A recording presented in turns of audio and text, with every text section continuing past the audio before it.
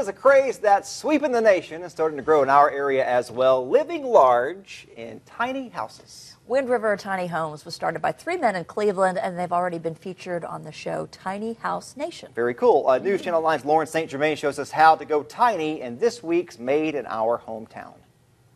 In the United States, it seems like we embrace the culture, bigger is better.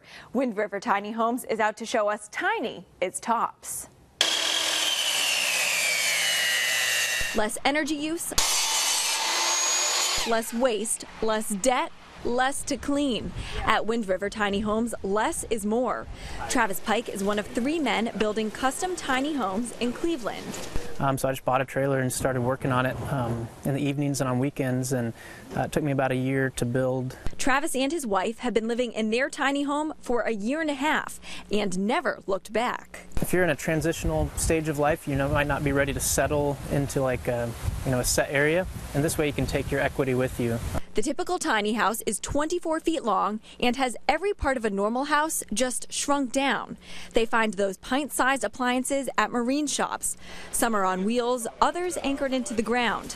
A fully furnished home is $45,000 to $55,000. We really get to know them, so we know exactly, how to build a house that fits what they want. Because it's such a small space, you have to get everything just right.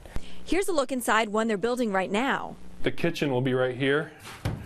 So I think the sink goes right here in front of the window, centered over the window. This is where the bathroom will be, and yes, a shower and a toilet will fit. Honestly, for a tiny house, it's kind of a big bathroom. And then there'll be some storage area right here. Living room is here, even space for a tiny couch. This tiny house is equipped with 2 lofts, one for storage, one a bedroom. Still not convinced? Well, both Travis and Jeremy live in tiny houses with their wives. So ladies, it is possible to downsize those closets.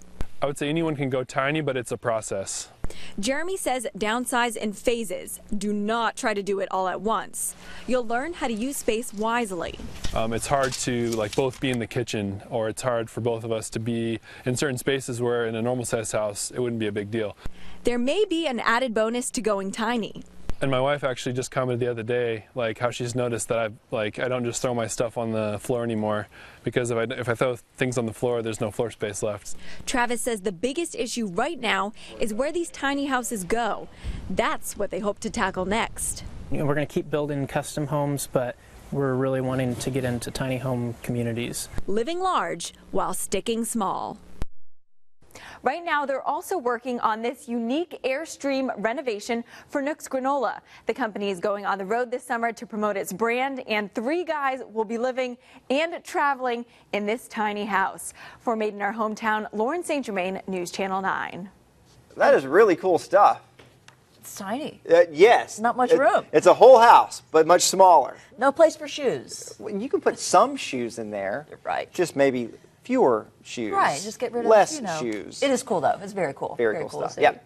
Well, the owners of Wind River Tiny Homes say that the 2 groups most interested in the tiny homes are college students or recent grads and empty nesters. And Joshua? Yeah, for more information, go to newschannel9.com/madeinourhometown.